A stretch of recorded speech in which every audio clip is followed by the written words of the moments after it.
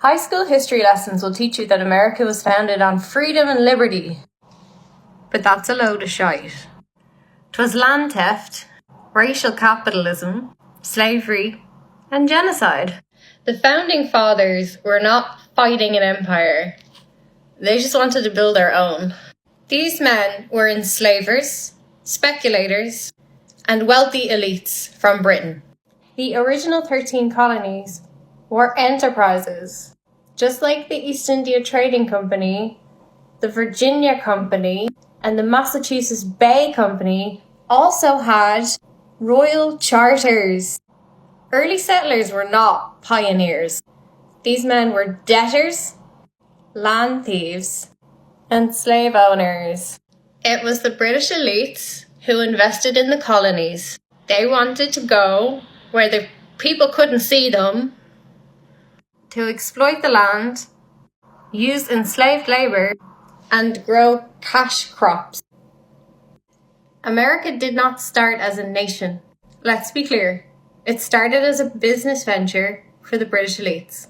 The same people who were shameless about starving Indians to grow opium to make Chinese people addicted so they could steal their tea, went to the America to grow tobacco.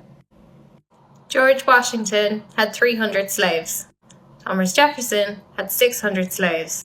Both of them openly admitted that slavery was evil, but refused to give up their slaves until after they died so that it wouldn't impact their profits. James Madison architected the Constitution of the United States to protect the wealthy elites. Alexander Hamilton created the US economic system modelled on the East India Trading Company, on the British exploitative corporate model. And John Hancock was a literal pirate. He was a smuggler who was rebelling against the British Crown. His only reason to start America at all was because he didn't want to pay taxes anymore. These were the dregs of humanity. They were the people that the British didn't want. They were slavers, they were land thefts, and they used addiction economies to keep themselves rich. They still do. The American economy was fueled by addiction. Tobacco, sugar, opium. They knew that their economic control worked best when they could get other nations addicted to their products. It wasn't just a slave empire, it was a drug cartel. American schools teach a sanitized version of their history, and a lot of it is fake or hyperbole. All that shit about cowboys and Indians and pioneers, it was a murder spree. Why is the US always the good guy? The British Proclamation of 1763 blocked these fuckers from expanding west, and that pissed them off. They had huge financial interest in going west. George Washington was part of the Ohio Company. This was a land investment group that illegally stole native land. Jefferson said that he saw Native Americans as an obstacle to civilization. And after the Revolution, they immediately dismantled all the British treaties and headed straight for the protected indigenous lands, launching a genocidal land grab. It was never about freedom. It was about profit. The US economy was dominated by slavery, but also smuggling and piracy. And it was when the British cracked down on smuggling that the colonial elites panicked and started the propaganda towards the revolution. They had created the most efficient slave system in the world, turning human bodies into pure capital. The southern cotton industry powered the northern banks. And American finance firms like JP Morgan Chase and Lehman Brothers, they literally started through funding slavery. Even after abolition, black people have been perpetually re-enslaved through more manipulative and insidious practices, right up to the current day. There's been convict leasing, Jim Crow laws, debt peonage, sharecropping, private prisons, and then just the flat-out lynching of children. We'll get into how they psychologically manipulated the poor white people to do that on their behalf, but we want to stay on topic. Today is about the rich motherfuckers, who you should have no respect for. These are nothing founding about these fathers. These were merciless assholes that Europe rejected because they were so severe. The whole fucking thing was a Ponzi scheme based on addiction economics. They kept their own people and international people addicted to substances that they could grow cheaply with enslaved labour, and they relied on cash crops. Tobacco was the first billion-dollar industry in the world. They invested in the opium wars, they encouraged the British, and in the 1800s, opium became one of America's biggest exports. And guess what? Big Pharma today still follows the same model. Create addictive substances, make them widely available, and then get rich off human suffering. It's not capitalism. It's an addiction empire. And the US Constitution was never about democracy. It was about protecting wealth and property, which slaves were considered. The Supreme Court was created to serve these ruling elite. Judges are unelected and serve for life. How is that democratic? The Constitution has been continually weaponized to protect the white wealth and block any real democracy from forming in the country. Beyond their colonies, they continue on their imperialist expedition. They've taken over Puerto Rico, the Philippines, Hawaii, Guam. They created banana republics in Latin America using corporations like United Fruit Company to control the local economy. And today, the IMF and the World Bank serve to politically and economically enslave, exactly like Britain did with India. The founding fathers were not running from the terrible empire.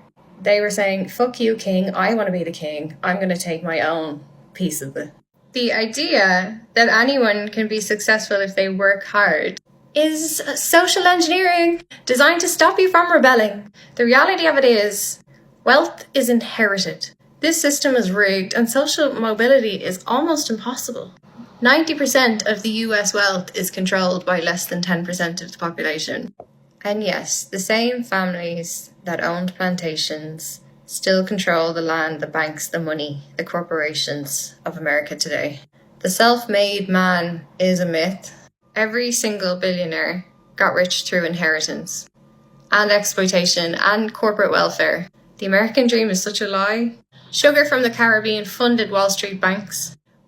By 1850, enslaved black people were worth more than all the railroads, banks, factories, everything combined. They fought wars in Mexico to steal Texas and California just so that they could plant more cotton and expand slaves. And they knew exactly what they were doing. They wrote about this, they debated it, and they made sure to legally protect their wealth while selling to the public the myth of freedom. James Madison even proposed sending the black people back to Africa rather than granting them freedom. The Constitution protects slavery, and they weaponized patriotism. They convinced poor people that fighting for rich landowners was fighting for liberty. And they hilariously built this myth of America as the land of the free, while they literally were enslaving millions of people. They encouraged the poor white people to see the enslaved black people and the Native American people as their enemy, so that they wouldn't all team up together and rebel against the rich. And they created this myth of the American dream so even the poorest white man could really believe that he too could become a billionaire. The entire American legal system was created to ensure that wealth equals power, and so that nobody outside of the elite class could ever challenge them. The Americans took British concepts of propaganda and psychological warfare, of class control, and brainwashed the American population into thinking that their own exploitation was good for them, was freedom. The US was always an imperial project. It just had better PR than the British. I just want to quickly return to this because, oh my God, look how ugly these men were. You're staring into the eyes of evil. And that's the best they could look, too. These were oil paintings.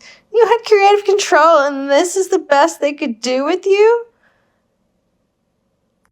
If a person has ugly thoughts, it begins to show on their face. And when that person has ugly thoughts every day, every week, every year, that face gets uglier and uglier until it gets so ugly you can hardly bear to look at it. If a person has good thoughts, then they can never be ugly. They can have a wonky nose and a crooked mouth and a double chin and stick out teeth. But if they have good thoughts, they will shine out of your face like sunbeams and you will always look lovely. Alright, this is Calomel which is toxic in nature. It contains mercury. But for the dastardly Dylans of the Virginia colonies, this was a cure-all ailment that they were taking every day. Doctors prescribed it for laxative. It was apparently a treatment for syphilis, which was very common if you're a pirate. And alarmingly, it was actually given to infants for teething. We're back here. But George Washington took this stuff his entire adult life. John Adams took mercury medicine for years, and he went down swinging with paranoia in old age. Thomas Jefferson had digestive issues, and so he was using it. And Benjamin Franklin had kidney stones and gout, so he was definitely using it. That's not all they took, though. Common painkiller was opium, and Thomas Jefferson took it regularly to treat his diarrhea. Water wasn't safe to drink, so they drank alcohol instead. And they were known to be functioning alcoholics, especially Hamilton and Franklin. They had coca leaf tonics and stimulants for energy.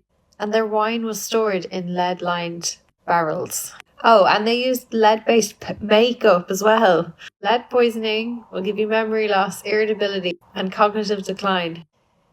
These guys were out of their heads. Mercury poisoned, lead poisoned, opium dazed, drunk assholes.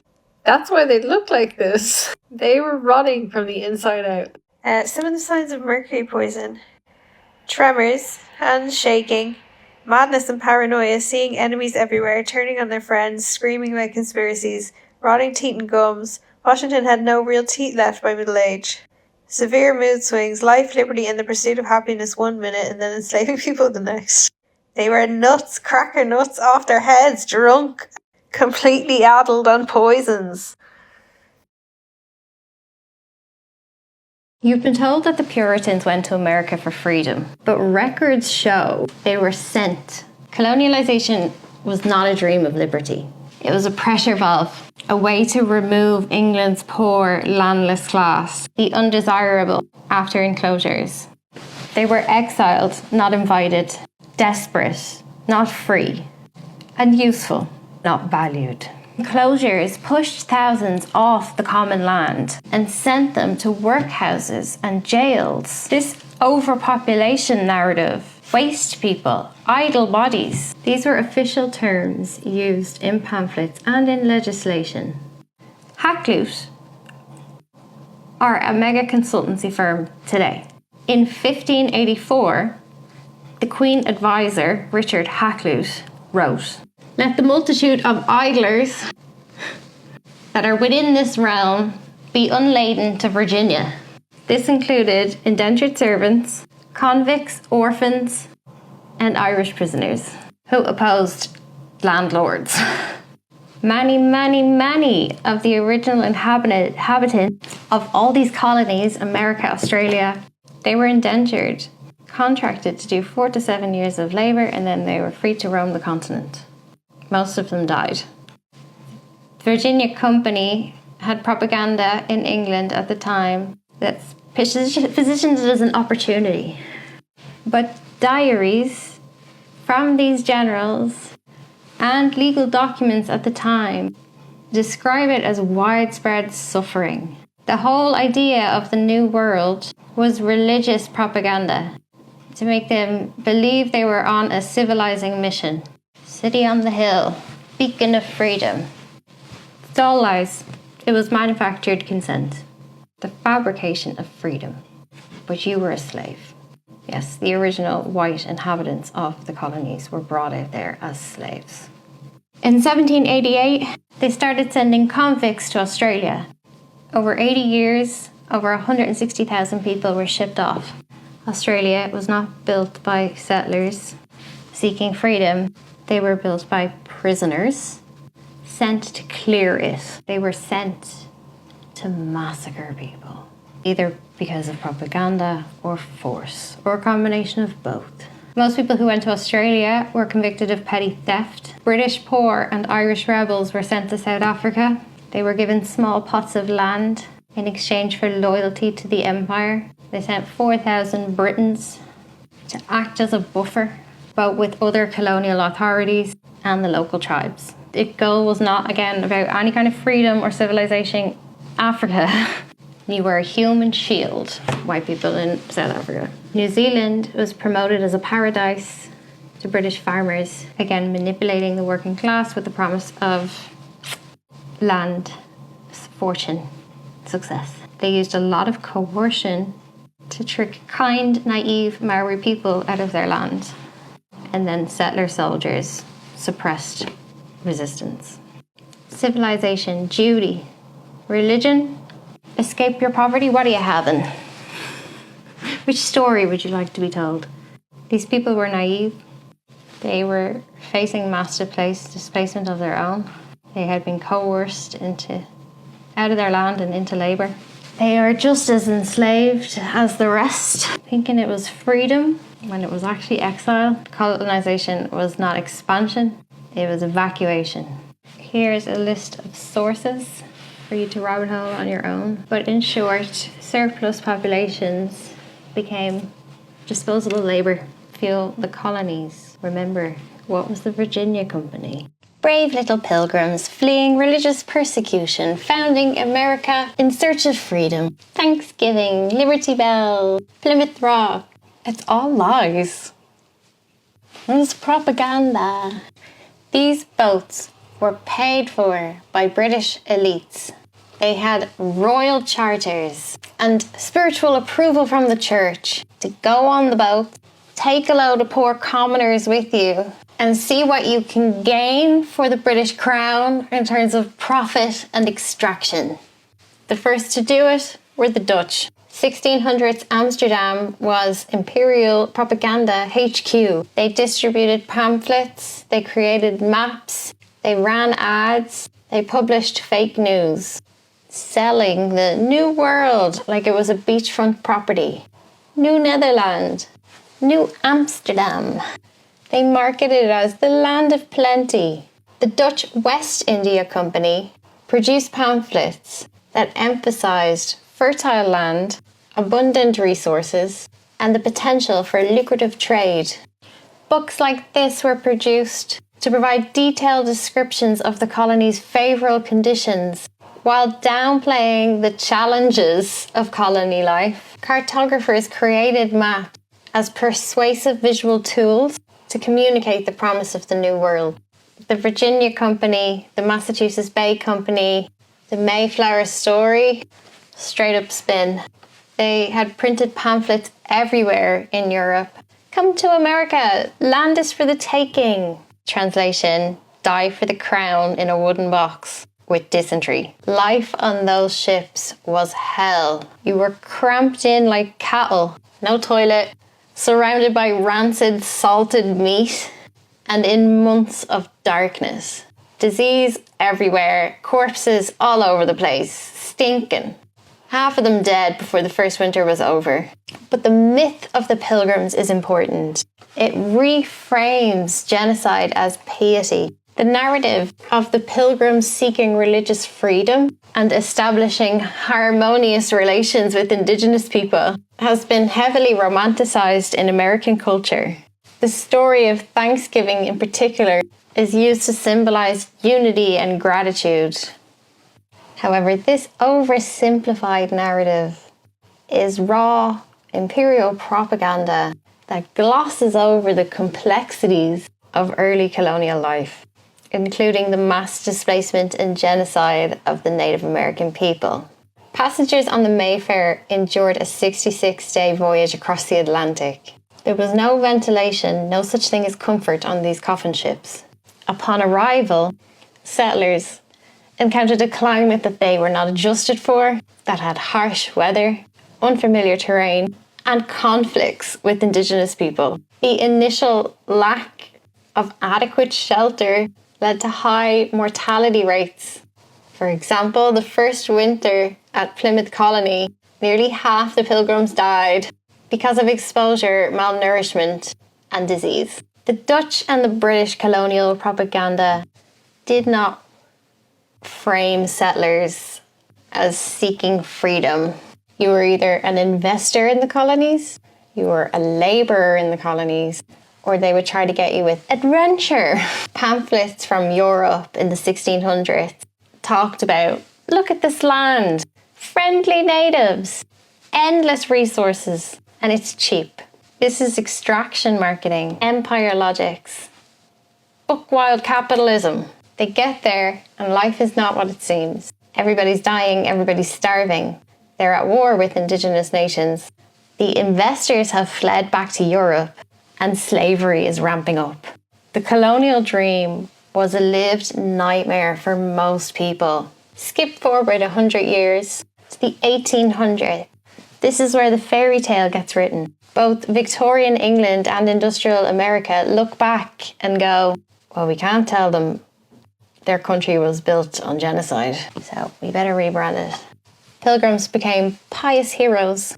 Thanksgiving becomes a friendly dinner with the natives. The Mayflower becomes a sacred origin myth. And the brutal frontier becomes manifest destiny. As usual, British extraction is reframed as civilization. This was done deliberately by American elite Protestants, by British aristocrats, by the colonial daughters of the American Revolution, by early American educators and writers, and later by Hollywood. As time goes on, it becomes easier to believe, and by 1902, the Pilgrim Society starts. The Pilgrim Society know the real history. The American people get a bedtime story. There's actually no mention of Thanksgiving until the 1800s. The Pilgrim Society founds after the British Empire shifts to soft power and financial control. And the Liberty Bell mythology doesn't start until 1876. Raw imperial violence, generational public relations spin, national myth-making, a weaponized fairy tale to hide how power was really built. Most people think the British Empire is something of the past, but a lot of the infrastructure never really went away. It just evolved, rebranded again, as the empire likes to do. One of the most overlooked examples of this is a group called the Pilgrim Society. It was founded in London and New York in 1902, and its purpose was simple: to formalise and maintain the relationship between the British and the American elites, long after America declared its independence. This is not a government organisation. This is not a public alliance. It was, and still is, a private dining club full of powerful families, bankers, politicians, media moguls from both sides of the Atlantic. Notable members of the Pilgrim Society include Winston Churchill, Margaret Thatcher, Henry Kissinger, all the good eggs, George Shultz, Donald Rumsfeld, Caspar Weinberg. 1, 2, 3, 4, 5, 6, 7, 8, 9, 10, at least 10 former US Secretary of States, at least 5 former CIA directors, including Alan W. Dulles and James Woosley, JP Morgan, David Rockefeller, John D. Rockefeller, Andrew Carnegie, Andrew Mellon of the bank, Jacob Schiff, Paul Warburg, Walter Cronkite, Henry Luce, who founded Time magazine, Arthur Schulzberg, who published the New York Times. The Queen, the King, is their patron, to name but a few. This membership list reads like a directory of the people who have shaped the modern world. For the negative, leaders of banking dynasties, major media owners, including the owners of Reuters and The Times, political figures like Winston Churchill, and multiple US presidents. These are not isolated individuals. These are connected by family ties. It's old colonial wealth. What makes the Pilgrim Society particularly interesting to me is how this pattern mirrors old structures of power from the British Empire. Land ownership, resource extraction, financial control, and narrative management. The British Empire didn't fall. It now operates through corporations and banks, think tanks, and the media. In the 1700s, the British East India Trading Company was a private corporation backed by royal power. Today, multinational companies have replaced them, but many of the same families who are now involved in global finance, trace their wealth back to these colonial systems. Understanding this history helps explain why American foreign policy looks so similar to British imperialism. It helps explain why media narratives across the US and the UK are always so closely aligned. It also helps to explain how wealth and power have stayed so tightly concentrated within a relatively small network of connected individuals. During the First World War, the Pilgrim Society engaged in efforts to sway the American public, convince them to go to war. Through orchestrated events and strategic communications, they aimed to highlight Anglo-American shared values and the importance of a united front against a common enemy. Again, during World War II, the Pilgrim Society facilitated events and strategic communications that underscored the necessity of Anglo-American cooperation. In March 1941, Winston Churchill gave a speech at the Pilgrim Society. It was broadcast to people in both countries, and it emphasised solidarity and the shared stakes in this global conflict. The Society's role has not gone unchallenged. For instance, in the 1920s, the mayor of Chicago expressed deep concerns about the pro-British sentiments showing up in American school books, implicating the Pilgrim Society in efforts to unduly influence American education and public opinion. Through strategic networking, media engagement, and orchestrated events, the Pilgrim Society has a huge influence on public opinion. Their activities highlight the power of these elite networks and the role they play in steering public discourse. It's likely that editorial red lines are agreed during Pilgrim dinners.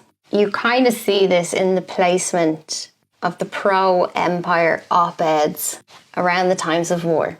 This looks like pre-approved messaging. It's too consistent.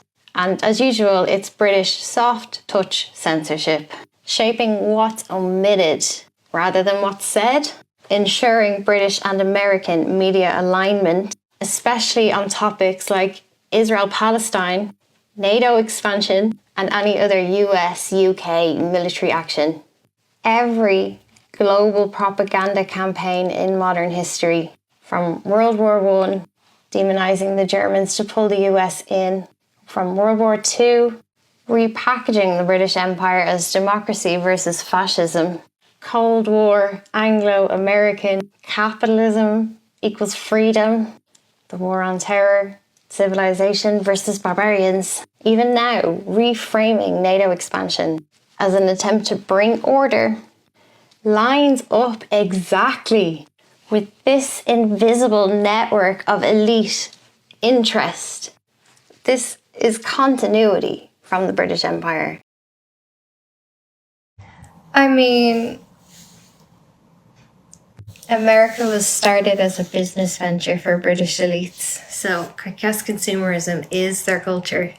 The first billion-dollar industry was tobacco grown in Virginia. But apart from that, it's been really forced on them as culture, I'd say, consumerism. Really forced on them as culture. It's also part of divide and conquer.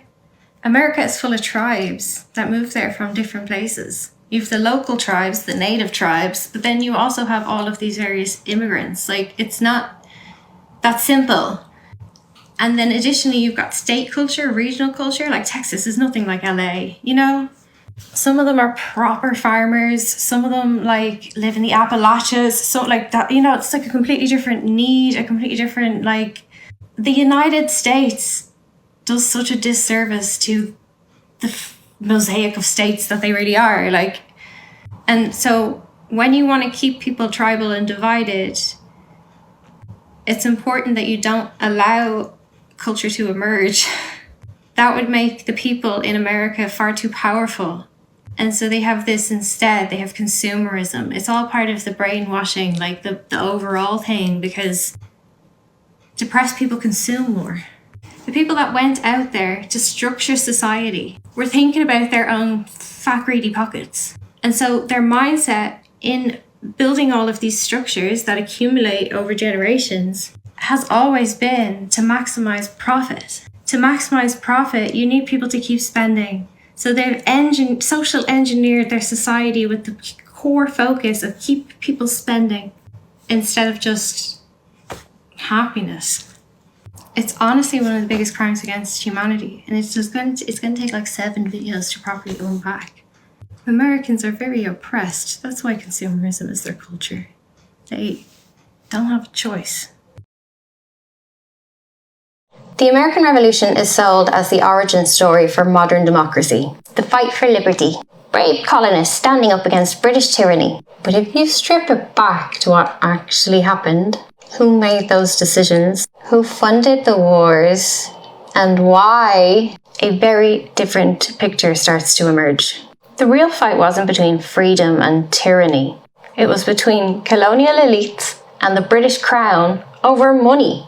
From 1754 to 1763, Britain fought the 7 Years' War to defend and expand its colonial holdings in North America, spending enormous sums of money to secure territory from the French. The war was fought largely on colonial soil, with colonial militias being supported by thousands of British regulars. It ends with Britain gaining vast tracts of land, especially in French Canada and the Ohio Valley. And the immediate response from the colonial elites? They were furious. Why? Because instead of opening the new land for settler speculation and westward expansion, Britain issues the Proclamation of 1763, closing off the western frontier and protecting indigenous territory.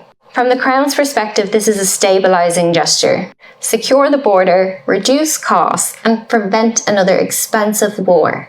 From the colonial elite's perspective, it was a betrayal.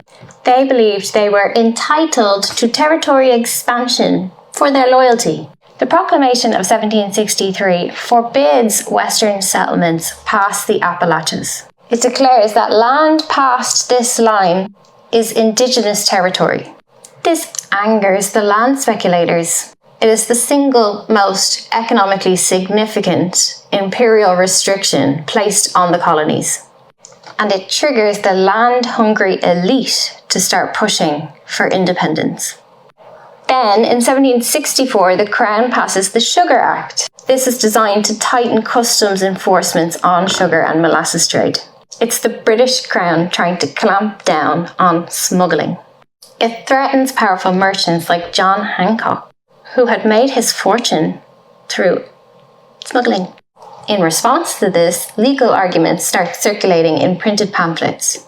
Lawyers and pamphleteers frame the Sugar Act as a constitutional crisis. So, in 1765, the British passed the Stamp Act. This required you to pay stamps on all printed materials, newspapers, contracts, pamphlets, etc.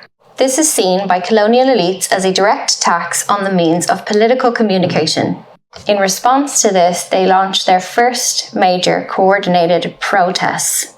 They formed the Sons of Liberty, a semi-secret society of elite agitators and merchants. And pamphlet production explodes.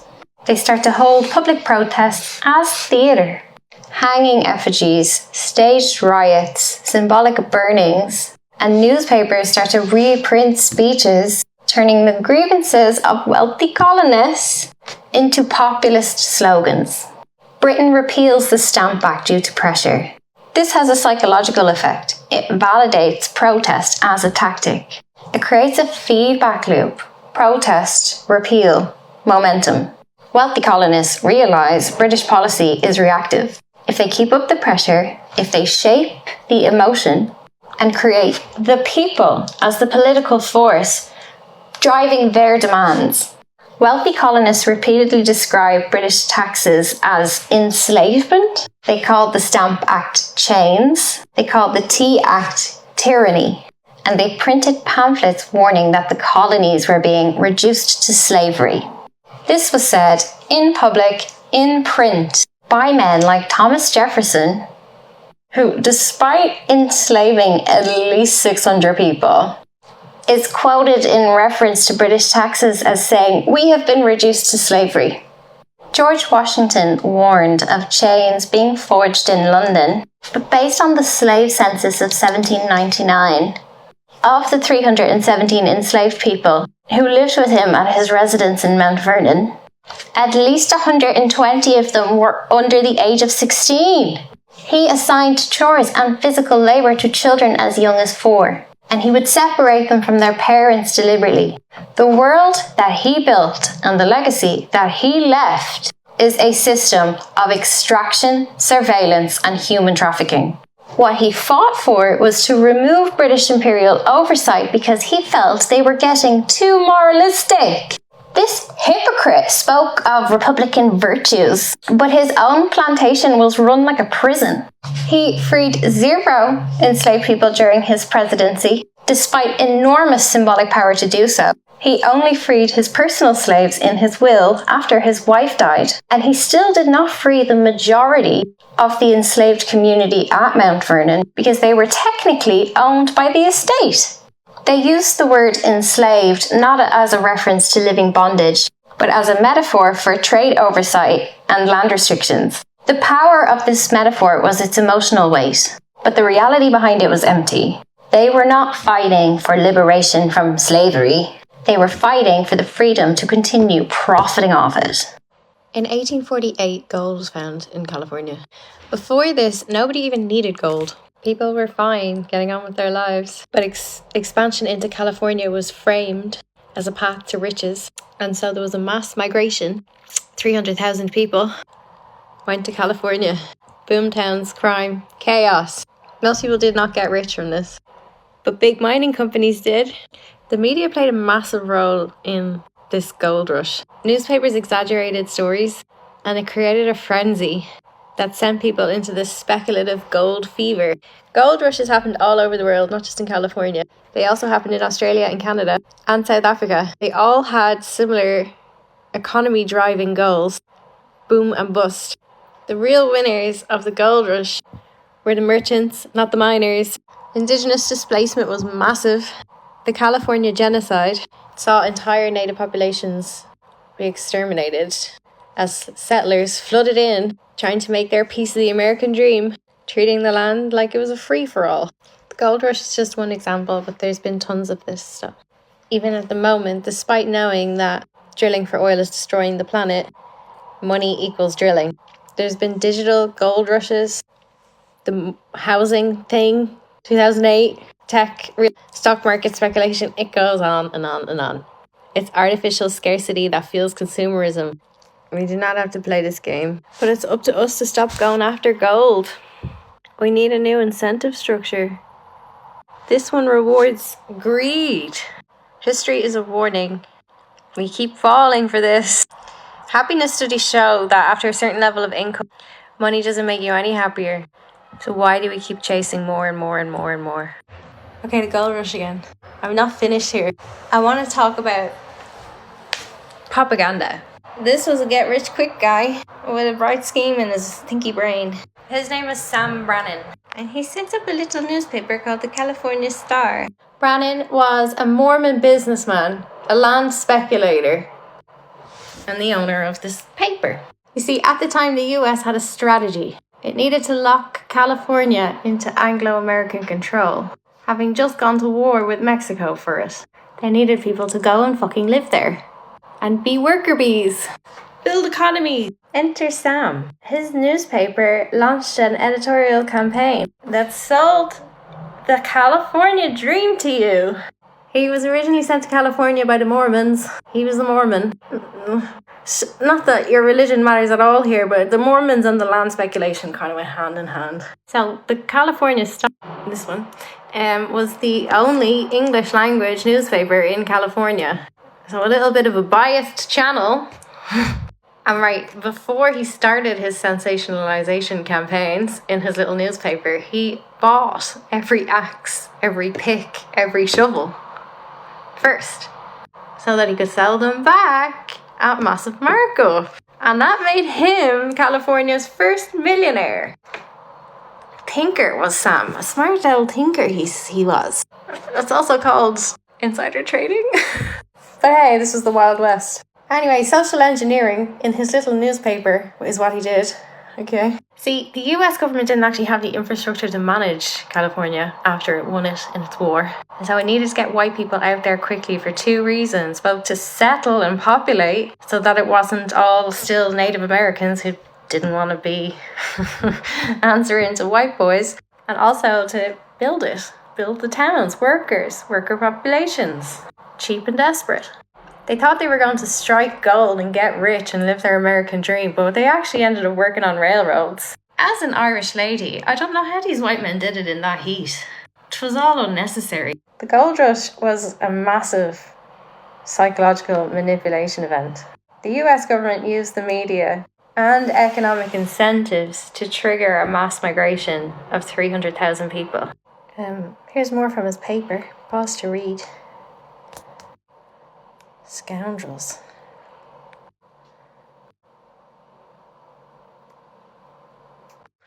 Manifest destiny was a 19th century ideology, like a thought that people had.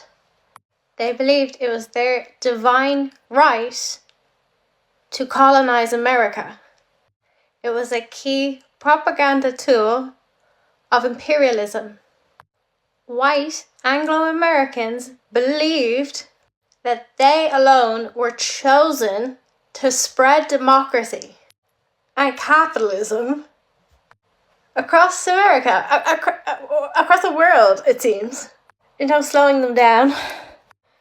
Manifest Destiny frames Indigenous, Black, Brown, anyone who's not white as an obstacle in their way that they either need to just mow down or enslave.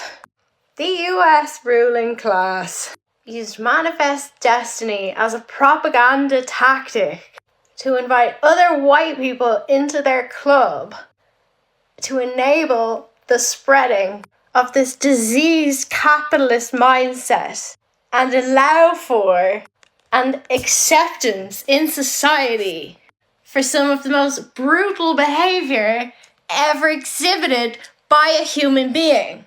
In 1846, while the British were letting the Irish starve, the Americans were genociding Mexico.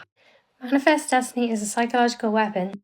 It conditioned US citizens to see expansion of the territory as not only inevitable, but their divine privilege. The same way British people condemned the Irish for being Catholic, it was an easy sell to tell Protestants in America that they were better than Mexican Catholic people or Indigenous Americans who were seen as tribal and barbaric. In the name of Manifest Destiny, US has sucked itself up across the world with 750 military bases. They took half of Mexico's territory in 1848. But when they took those Mexican citizens, they made them second class. They didn't want them. And they had to discard their laws, their language, their culture. And then the hegemony starts, absorbed into the American dream, while ownership structures were forcibly changed to benefit Anglos again. What do you think you know about Afghanistan? Okay. So the US spent trillions on Afghanistan, lost thousands of soldiers, and left the country worse than ever. The Taliban took power back. In 2021, the US left Afghanistan after being there for 20 years. Immediately, the Taliban returned. Immediately, schools closed for girls. Immediately, most women were forced out of work, had to fully cover themselves and couldn't travel without a male present. So they've destroyed the lives of women in Afghanistan forever. Why were the US there? To the rabbit hole. After World War II, the US and the USSR started the Cold War. The goal of the Cold War was to weaken each other without actually going to war, or at least not in their own countries. They started a load of proxy wars, funding the opposite sides. How the Western masses have lived through the Cold War and still not cottoned on to divide and conquer as a ruling strategy is beyond me. But Afghanistan was their biggest proxy war. Afghanistan had a communist government backed by the Soviets, and the Mujahideen resisted that government. This was the CIA's biggest and most covert operation in history. Billions of taxpayer money was secretly funneled to the Mujahideen. And every dollar the US sent, Saudi Arabia matched that. Osama bin Laden was born into a powerful Saudi Arabian family. Bin Laden was raised in a wealthy, devout, deeply connected to the monarchy family. But things changed in the 1980s. Bin Laden traveled to Afghanistan, funded by US and Saudi money. He started to build training camps and recruit Arab fighters to the Mujahideen. He positioned this as a place where Arab fighters could go and prove themselves in the jihad. The US encouraged the jihadists because they were useful against the Soviets. At this stage, bin Laden was still aligned to the Saudis and the US. In 1989, the Soviets withdrew from Afghanistan and it fell into chaos. Warlords were fighting each other. The US abandoned them, and the Taliban emerged. Bin Laden went back to Saudi Arabia thinking he'd be a hero, but the Gulf War had just broke out. Iraq had invaded Kuwait, and Saudi asked the US to protect it because they're good friends. Bin Laden didn't like this. Saudi Arabia is very holy land to Muslims, and he did not okay with having US troops on it. He offered Saudi his own fighters, but they let US troops set up camp in Saudi. In Riyadh, they never went to Mecca or Medina. In 1991, Saudi Arabia exiled bin Laden, and he fled to Sudan and then to Afghanistan. And it was in Afghanistan that he built Al-Qaeda. He was planning a whole global jihad. In 1996, he issued a fatwa, expel US troops from Muslim lands. In 1998, he escalated tensions, bombing US embassies in Kenya and Tanzania. And in 2000, he bombed the USS Cole. Bin Laden and his followers were extremists. They seen the American military as colonialism and imperialism. They believed that attacks on American citizens were justified because they were retaliating to Americans attacking them. He deliberately attacked these symbols of economic power. Don't you see? The World Trade Center and the Pentagon. You know now how bad the Pentagon is. The McDonald's is okay though. Let me know in the comments if you want a part 2 where I talk about the aftermath. Welcome back. This is my video series about the US in Afghanistan. Click the comment if you want to go to part 1. This is part 2, so we're going to start from 9/11 and go up to the present day. If I can fit that all in 10 minutes. 2 planes hit the World Trade Centers on September 11. A third hit the Pentagon, and a fourth crashed in Pennsylvania. Nearly 3,000 people died. America is traumatized, angry, and afraid. Bush immediately comes on the TV and declares a war on terror. In his speech, he says, either you are with us or you are terrorists. America has been attacked for its freedom. Before any investigation, before any claims of responsibility, before the second tower had even collapsed. Airplanes have been his terrorist weapon of choice in the past. They have, because they hold for someone like a bin Laden. This act. Terrorism against... American news anchors were already declaring a war on terror. Tom Brokaw of NBC News quoted the morning of 9/11, 9:46 a.m. as saying terrorists have declared war on America. How do you know? The media wasn't waiting around for facts. They were going to tell you what was going on. Because whatever it was, they were the controllers of the narrative. A disaster had struck America, and the media needed to control that. This induces panic. America under attack, thousands dead, terror. It forces the viewer into an emotional reaction. They are shaping how your brain will respond before you can even think about it. Instead of saying, rah, terror, we're under attack, imagine this had just said, explosion reported at WTC. Unclear cause of tower attack. But within literal minutes, they already had terror experts on the phone. That's not reporting, that's narrative. Paul Bremer, who later became the US leader in Iraq after the invasion, was on NBC before noon. And he was already suggesting that bin Laden or rogue states like Iraq, remember, Iraq had nothing to do with this. But they were saying we need to go after the people responsible for terror. And they had othered the Middle East so much to the American people that they didn't even know the difference. Who was bin Laden? They don't know, they don't care, they're just angry. So there was no skepticism applied. It was just war, war, war, war. If you remember in part 1, I told you that bin Laden had been building momentum. He had attacked a few different places already, including US Embassy in Kenya. There was no discussion of that on the US news that morning.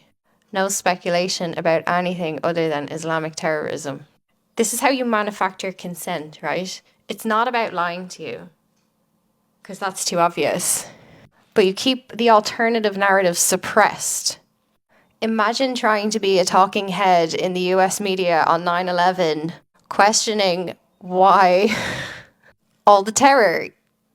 So by midday, they were already comparing it to Pearl Harbor. Fox and NBC had retired generals from the army on all morning. They aired nothing but the Twin Towers on fire 24 hours a day for weeks and weeks and weeks and months and months and months after the event, re-triggering people's shock and trauma, making them more susceptible to the propaganda. We know you're traumatized, the city of New York, so we're going to beat you with the trauma so that you agree to let us go to war with a different country for a different reason. Also, watching this and hearing about Islamic terrorism, that's literally conditioning you. You're associating this trauma that you're feeling with those terms, subconsciously. This is Edward Bernays again, the nephew of Sigmund Freud. These are shock and awe tactics we've known about for 100 years. And they were deployed in the media to sensationalize and dramatize 9/11. There's still entire tributes on these channels to 9/11 now, today, every September. That is because of how ingrained the trauma of this event was in the aftermath, conditionally. Whatever Americans felt about 9/11 in their brains initially, over time, there became deep subconscious associations. They feel rage and helplessness and prime for war. This selective visual reinforcement makes one side's violence feel righteous.